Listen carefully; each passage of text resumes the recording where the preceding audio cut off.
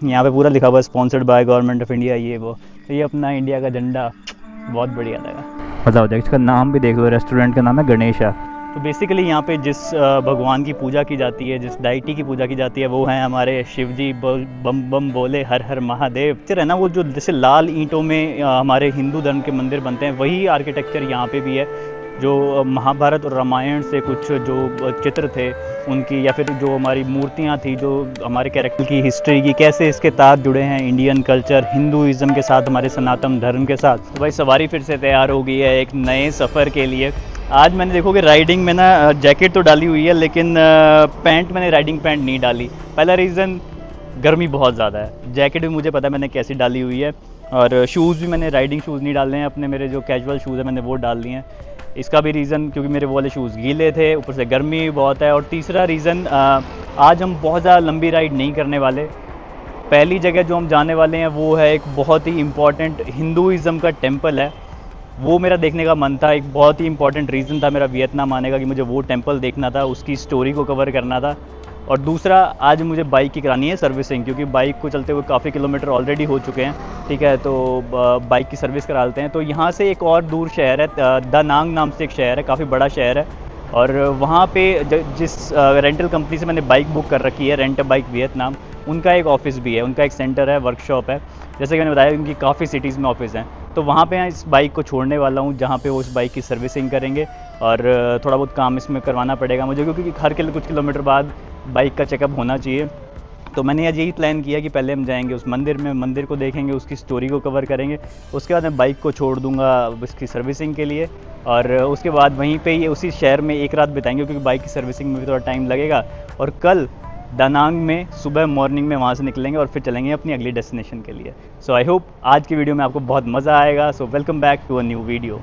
Okay, so अभी के लिए बाय बाय करते हैं। ये हुआ को विलास को। पिछले वीडियो में आपने देखा था कि हम इस बढ़िया प्रॉपर्टी में रुके थे। बढ़िया 3 स्टार 4 स्टार की प्रॉपर्टी थी, और बहुत ही सस्ते रेट पे हमने इस विला में एक विला ले रखा था। और अभी आज हम जा रहे हैं जो हिंदू टेंपल है, टेंपल का नाम है माई सोन टेंपल, और दूरी है होए एन सिटी से 41 किलोमीटर, 1 घंटा 3 मिनट की दूरी।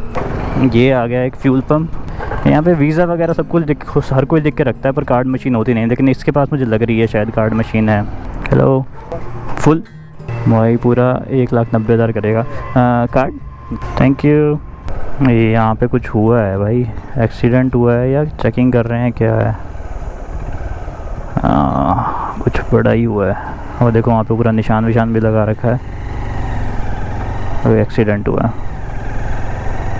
ट्रैफिक पुलिस भी खड़ी है और काफ़ी इन्होंने निशान वगैरह लगा रखे थे। वो बाइक भी पड़ी है इसके ऊपर, ट्रक के ऊपर। ऐसा पर इन्वेस्टिगेशन ऐसी हो रही थी जैसे पूरा कोई क्रिमिनल केस हो, पूरा माप वाप ले रहे थे इंची टेप से। भाई वैसे तो इंडिया ने देखो खूब तरक्की कर ली, और जुगाड़ बनाने में हम बोलते हैं कि जुगाड़ इंडिया का है, लेकिन ये जुगाड़ देखो, बंदे ने स्कूटी के ऊपर पूरा सिस्टम बांध रखा है, ठीक है, और बढ़िया चला रहा है। साइन बोर्ड लगे हुए हैं यहाँ पे, माइसोन ही टेंपल का नाम है। इसका मतलब क्या है वो अभी आपको पहुँच के समझाता हूँ। बताओ देख, इसका नाम भी देख लो, रेस्टोरेंट का नाम है गणेशा। हाँ, वो आंटी कह रही है यहीं पे लगा दो, तो सही है, आंटी थोड़ा ध्यान भी रख लेगी। तो अभी के लिए इस रेस्टोरेंट के पास हमने बाइक भी लगा दी पीछे। गणेशा नाम भी है, और इस रेस्टोरेंट का नाम है शम नाम क्यों है वो भी आपको मैं अंदर जाके बताता हूँ, बहुत ही इंपॉर्टेंट नाम है ये। और यहाँ पे हमने अपनी हेलमेट भी रख दी है, थोड़ा सा शेक जूस और शेक पी लिया था यहाँ पे। तो यहाँ पे बाइक पे हेलमेट भी रख दी है और अपनी जैकेट भी रख दी। और अब ज़रा सामने चलते हैं, टिकट ले लेते हैं, अंदर चलते हैं, और फिर इसकी मैं आपको हिस्ट्री बताता हूँ अच्छे से। पूरा एक्सपीरियंस काफ़ी टूरिस्टिक हो चुकी है, मेरे को इतनी उम्मीद नहीं थी, मेरे को लगा था ऐसे ही खंडर पड़े मंदिर होंगे, लेकिन ये देखो भाई, ये है माइसोन, ये टेंपल का नाम हो गया। ये 2 टिकट लिए हैं हमारे को, 1.5 लाख की पड़ी हैं, 450 रुपये की। और पीछे इन्होंने पूरा मैप बना रखा है कि कहाँ पे जाके आपको क्या जगह मिलेगी। तो अभी घुस रहे हैं, धीरे धीरे करके दिखाता हूँ चीज़ें, और साथ साथ मैं आपको इसकी स्टोरी भी एक्सप्लेन करूँगा कि भाई क्या है इसकी स्टोरी में। तो यहीं टेंपल के एरिया में ये देखो, यहाँ पे बोर्ड भी लगा हुआ है। यहाँ पे इंडिया का झंडा, वियतनाम का झंडा, और यहाँ पे संस्कृत में लिखा हुआ है प्रत्र कीर्ति मपा वुणु सत्यमेव जयते। एक उस साइड पे जो माइसोन जो टेंपल का एरिया है वहाँ का झंडा लगा हुआ है, और बीच में जो वियतनाम का जो ये प्रोविंस है, क्वांग नाम प्रोविंस है, इसका एक लोगो लगा हुआ है। और पूरा लिखा हुआ है conservation and restoration of a hand group of temple stay My Son. और इसको पूरा बना रहा है आर्कियोलॉजिकल सर्वे ऑफ इंडिया, जो कि इंडिया की जो पुरानी इमारतें होती है उनकी देखरेख करता है। और यहाँ पे पूरा लिखा हुआ है sponsored by government of India, ये वो। तो ये अपना इंडिया का झंडा बहुत बढ़िया लगा। तो यहाँ पे एंट्री करते हुए ना ये इलेक्ट्रिक कार है, ये लेके आप आगे तक जा सकते हो, पैदल भी चल सकते हो, लेकिन ये टिकट प्राइस में इंक्लूडेड होती है, तो क्यों ना इसी को ही लिया जाए। तो अब ज़रा बात कर लेते हैं इस टेंपल की हिस्ट्री की, कैसे इसके तार जुड़े हैं इंडियन कल्चर, हिंदुज़म के साथ, हमारे सनातन धर्म के साथ। तो साथ साथ मैं आपको ये टेंपल की दृश्य भी दिखाता रहूँगा और साथ साथ मैं इसकी आपकी स्टोरी बताता रहूँगा, ताकि कुछ बोरिंग ना हो जाए। तो ये कहानी है शताब्दी 2nd सेंचुरी AD, तब से लेके और लगभग 17th सेंचुरी के बीच में। तो वियतनाम के और इस आसपास के एरिया में, कंबोडिया के एरिया में और लाओस के इस साउथ ईस्ट एशिया के एरिया में एक चंपा डायनेस्टी हुआ करती थी। वैसे तो चंपा डायनेस्टी का कोई रिलीजन था नहीं, वो एक ज़्यादातर जो अर्थ के एलिमेंट्स होते हैं उनको फॉलो किया करते थे। एनिमिटी बोलते हैं शायद इसको, इस रिलीजन को, या फिर इस मानसिकता को। तो इसमें ये ज़्यादातर धरती और हवा, पानी, आग, इनकी पूजा किया करते हैं। ठीक है, तो इनका ऐसा कोई धर्म था नहीं, उनका ही राज था इस पूरे एरिया में। तो उस टाइम पे काफ़ी ज़्यादा मतलब इंडियन ट्रेडर्स यहाँ पे आना शुरू किए। इंडिया का जो इंडियन सब कॉन्टिनेंट था और जो चंपा डायनेस्टी था, ये लोग आपस में ट्रेड किया करते थे। तो काफ़ी सारे इंडियन मर्चेंट मतलब व्यापारी वो यहाँ पे आया करते थे। तो वो जब लोग इन सब से बातें किया करते थे, तो वो इंडियन जो हिंदुज़म का जो हमारी लैंग्वेज है, ठीक है, संस्कृत लैंग्वेज का उस टाइम पे यूज़ होता था, उससे, और जो पहनावा था और जो धर्म था, जो भगवान को हमारे यहाँ फॉलो किया करते थे, इंडिया में तो पता नहीं कितने मिलियंस भगवान हैं, तो वो उनसे ज़्यादा बहुत प्रभावित होने लगे, स्पेशली जो उनकी रॉयल फैमिली थी। अब जब रॉयल फैमिली प्रभावित होने लग गई, तो वो काफ़ी ज़्यादा इनके धर्म को, हमारा जो हिंदू धर्म है, उसको अपनाने लग गए। और ये काफ़ी शताब्दी तक चलता रहा, मतलब काफ़ी सारे आई थिंक अराउंड 16-17 सेंचुरी तक ये सब कुछ चलता रहा। लेकिन इसके बाद कुछ बुद्धिज़्म भी यहाँ पे फैलने लगा, लोग बुद्धिज़्म को भी फॉलो करने लगे। तो मेनली यहाँ पे इन्फ्लुएंस रहा पहले हिंदुज़्म का, उसके बाद यहाँ पे बुद्धिज़्म का इन्फ्लुएंस हुआ, और उसके बाद फिर जब वियतनामीज़ वार यहाँ पे शुरू हुआ, तो यहाँ के लोग मतलब काफ़ी ज़्यादा भागने लग गए, तितर बितर हो गए, तो अलग अलग जगह पे जाके फैल गए। तो बेसिकली यहाँ पे जिस भगवान की पूजा की जाती है, जिस डाइटी की पूजा की जाती है, वो हैं हमारे शिव जी, बम बम बोले हर हर महादेव।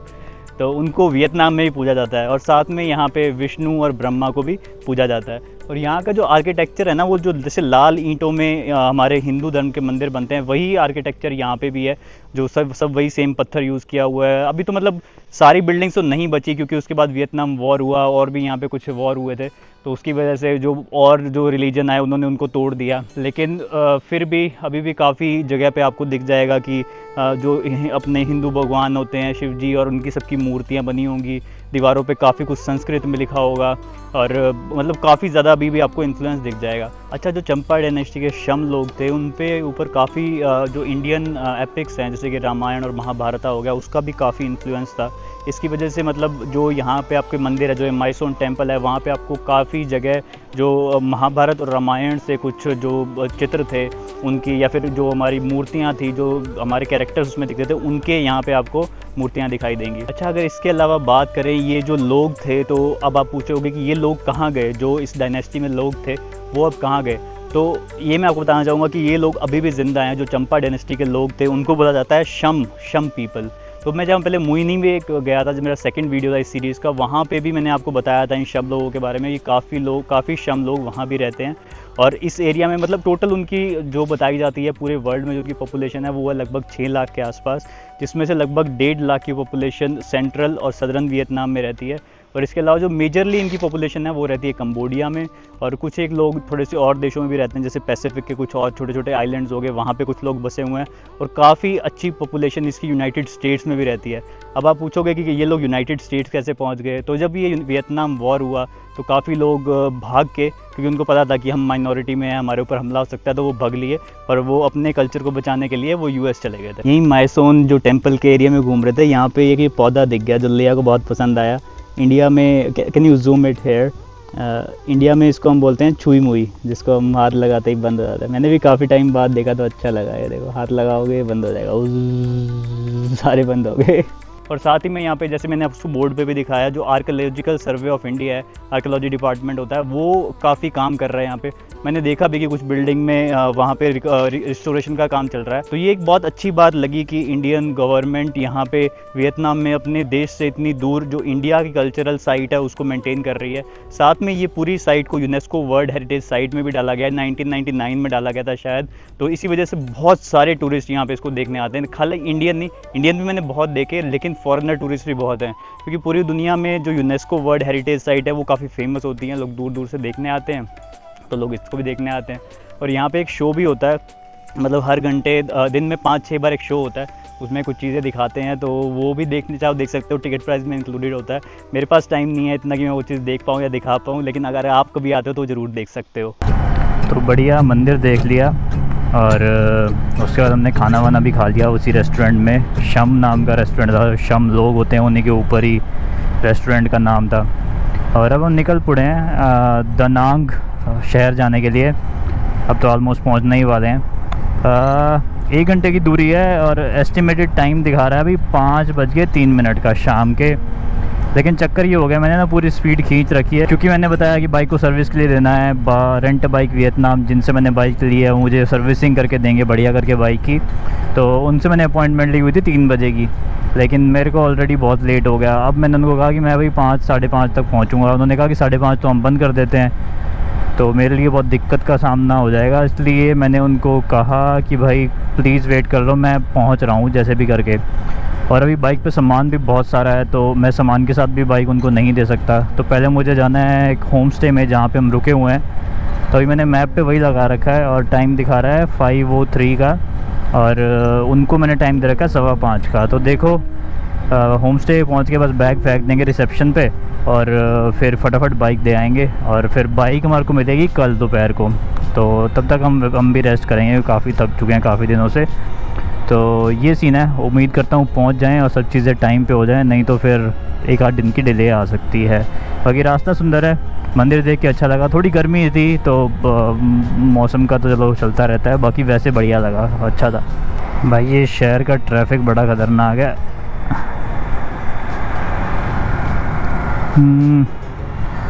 अब इतना गांव में पहाड़ों में सड़कों में, पहाड़ की सड़कों में चलाई ना, अब ये वाली सड़कें शहर की सड़कें बेकार लगने लगी भाई, मन नहीं करता यहाँ पे चलाने का। चलो मजबूरी में अब तो आना पड़ा है, लेकिन अगर ऑप्शन होगा मेरे पास तो भाई मैं नहीं आऊँगा। हाँ पहुँचने वाले हैं, 5 मिनट दिखा रहा है, सब कुछ शायद आज ही होना है। ये वाला होम स्टे था जहाँ पे हमने बुकिंग की थी, अभी ये पता नहीं कह रहे हैं कि वो नहीं हो पाएगा, क्या होगा। तो मैंने लेया को यहीं उतारा है, और मैं जाके एक बार बाइक वापस कराता हूँ। और वो मेरे को बोल रहे हैं कि वो एक ना स्कूटर दे देंगे मेरे को, और वो स्कूटर लेके फिर मैं वापस आ जाऊँगा। अभी कहाँ से अंदर जाना है पता नहीं, कहाँ से दिखा रहा है यार, समझ ही नहीं आ रही, देखते हैं। हाँ यहीं से दिखा रहा है शायद। ओके यहाँ से लेफ़्ट। तो ज़रा ये बाइक दे देता हूँ, और क्योंकि बंद होने वाला है 10 मिनट में। वो कह रहे हैं एक स्कूटर दे देंगे आपको ऑटोमेटिक वाला, तो स्कूटर लेके अभी आ जाऊँगा, कल फिर बदली मार देंगे दोबारा से। सही सर्विस है यार, बहुत सही लगा मुझे रेंट बाइक वियतनाम। आपको भी रिकमेंड करूँगा, अगर आप भी कभी वियतनाम आ रहे हो तो रेंटल करना हो तो इन्हीं से कर लो। हनोई, हो ची मिन सिटी और दनांग में इनके ऑफिसेज़ हैं। और 1 वे रेंटल भी कर सकते हो, जैसे आपने हो ची मिन सिटी से ले ली और पूरा घूमते हुए हनोई आ गए, हनोई आके हनोई में आप बाइक छोड़ सकते हो, ये अपने आप मैनेज कर लेंगे। मैं भी ऐसे ही करने वाला हूँ। भाई ये स्कूटर सा चलाने को दे दिया उसने, बाइक रख ली, इसमें गियर हैं पर क्लच नहीं है। बहुत ही अजीब सिस्टम है भाई, समझ ही नहीं आ रहा। चलो फ़ोन लगाने के लिए होल्डर तो मिल गया। अब यहाँ से गियर लगाऊंगा इसका, सीधा भी पहला लगा हुआ है, चौथा न्यूट्रल आ गया, चौथा लग जाएगा, दूसरा तीसरा गियर ही नहीं लगता है इसमें, पता नहीं क्या ही सीन है। बस 5 मिनट जाना है, चलो कोई नहीं, चला दूँगा। ये भी देख लो भाई, riding video in Vietnam Da Nang city में, और भाई चला रहा है स्कूटर, पता नहीं अजीब सा, बिन गियर वाला लेकिन बिना क्लच वाला। चलो उधर लिया बेचारी को कुछ मिल गया हो रहने के लिए, नहीं तो स्कूटर पे धक्के खाते हुए अजीब लगेंगे। चलो ट्रैवलिंग में होती रहती हैं ये सब चीज़ें। मैं अभी मज़ा लेता हूँ ज़रा स्कूटर का। तो इस होम स्टे में तो बात नहीं बनी भाई, इन्होंने कह दिया कि फुल है हमारे पास। फाइनली सामान फिर इस कितना फ़नी लग रहा है ना, देखो इस झोंगा पे सामान बांध रहे हैं। अभी तो ये 2 बैग बंधे हैं, अभी तो और भी सामान है। वो सारा बांध के यहाँ से 9-10 किलोमीटर पे एक और 9-10 मिनट की दूरी पे एक और होटल बुक किया है। देखो वहाँ पे एंट्री मिल जाए तो। लेकिन फ़नी ये है कि इस पर इतना बार ये हो गया, फिर 2 लोग हम बैठेंगे, पता नहीं कैसी चलेगी। खैर गियर का तो मुझे पता लग गया है इस पर। ये हमारी कंपनी का नाम यहाँ भी लिखा हुआ है, रेंट बाइक वियतनाम। चलो ट्राई करते हैं। सामान वामान लाद गए इस छोटी सी स्कूटी पे, निकल पड़े हैं उस जगह की तरफ। और ये दिख गया एक बहुत अच्छी टूरिस्ट अट्रैक्शन है, ये इसको बोलते हैं ड्रैगन ब्रिज। रात को इसमें पूरी लाइटें वाइटें जलती हैं, पूरा चमकता है ये। तो रात को तो पता नहीं देखेंगे नहीं देखेंगे, अभी मैं आपको दिखा देता हूँ। अभी हम इसके ऊपर से ही जाने वाले हैं। ये देखो यहाँ से एक अजीब सा टर्न लेके और फिर एक और अजीब सा टर्न लेके और फिर हम इसी पे ही जाएंगे। भाई बहुत अजीब सा लग रहा है यार, इतनी वो ऑफ रोड वाली बाइक चला के सीधा एकदम से स्कूटर चलाना। बाकी यहाँ पे देखो कुर्सियाँ मेज कितनी लगी हुई हैं। यहाँ पे वियतनामी स्टाइल होता है कि इस स्टाइल में बैठ के आराम से बियर वियर पीनी, खाना वाना खाना। छोटे छोटे स्टूल कुर्सियाँ लगी होती हैं बच्चों वाली, और उसमें बड़े भी बैठते हैं। तो मैं ज़रा इस पे ध्यान दूँ, भटक ना जाऊँ। ये देखो, चल बेटे खींच दे मीटर। ओ तेरी, मीटर नहीं खींच रहा भाई। तेरी ज़्यादा बाहर हो गया क्या? चल बेटा चल चल चल चल। ये देख लो भाई, ड्रैगन ब्रिज देख लो, फिर कहोगे दिखाया नहीं। सब कुछ दिखा देंगे। ये क्या बेच रहे हैं? चुप्पन, पता नहीं क्या है भाई। ये देख लो, काफ़ी पॉपुलर जगह है। रात को भी देखते हैं, मौका मिला तो क्या पता आ जाए। पर थके भी बहुत हुए हैं, शायद आराम करें, देखेंगे। हमारा ना पूरा ये ट्रिप अपना फ़्लो के हिसाब से चल रहा है। हम कल का भी नहीं डिसाइड करते कि भाई क्या करना है, कहाँ जाना है, कहाँ नहीं जाना। हम बस सुबह उठते हैं, फिर देखते हैं अच्छा मैप में ये है, नॉर्थ में ये है तो नॉर्थ में चलते हैं। मतलब ये पता है कि हमारे को नॉर्थ में जाना है, लेकिन कहाँ जाना है, कितने किलोमीटर जाना है, वो हम सुबह उठ के ही देखते हैं। फिर बीच रास्ते में डिसाइड करते हैं कि कहाँ सोएंगे, और फिर सुबह उठ के फिर वही साइकिल चालू। तो ऐसे करके गाड़ी चल रही है राइडर की। चलो ये ड्रैगन ब्रिज ख़त्म हो गया, अब मैं फ़ोन रख रहा हूँ। बाय। तो भाई मानोगे नहीं, लेकिन आपका भाई आ गया फाइनली आपको ड्रैगन ब्रिज दिखाने। तो ये है, देखो ये ब्रिज है। जिस साइड पे हम खड़े हुए हैं ये इसका बैक होगी, जहाँ पे ड्रैगन ख़त्म होता है, उस साइड पे इसकी मुंडी है। बाकी ना इसके कलर देखो चेंज होते रहते हैं, अभी भी आपको दिखेगा हल्का सा कलर इसका चेंज हो रहा है। कभी येलो हो जाएगा, कभी ऑरेंज हो जाएगा, कभी ग्रीन हो जाएगा। और बाकी ट्रैफिक इस पर चलता रहता है दोनों साइड से। पूरी मतलब एक प्रॉपर ब्रिज है, और इस चीज़ को इन्होंने कन्वर्ट कर रखा है कलरफुल ब्रिज में, ताकि एक टूरिस्ट अट्रैक्शन बना दी, किसी शहर में देखने के लिए लोग आ जाएँ। बाकी उस साइड पे देखोगे तो काफ़ी सारे रेस्टोरेंट वगैरह बने हुए हैं वहाँ पे, मतलब बैठने के, व्यू करने के बहुत पॉइंट्स हैं। और एक शिप क्रूज़ भी खड़ा हुआ है, थोड़ा जूम करके दिखा देता हूँ आपको। ये लो, क्या याद रखोगे। तो इस टाइप का एक क्रूज़ वगैरह भी खड़ा हुआ है। तो मतलब काफ़ी सही माहौल है। और जिस जगह पे मैं खड़ा हुआ हूँ यहाँ पे भी एक मतलब पॉइंट सा बना हुआ है, लोग यहाँ पे भी बैठे हुए हैं, आराम से चिल बिल कर रहे हैं, बियर पी रहे हैं, फ़ोटो वोटो खींच रहे हैं इंस्टाग्राम के लिए। तो इस टाइप का कुछ माहौल है यहाँ पे, बढ़िया माहौल है। और हम भी आए हैं थोड़ी देर के लिए, बस डिनर किया है, और मैं कहा चलो आपको ये चीज़ भी दिखा देते हैं।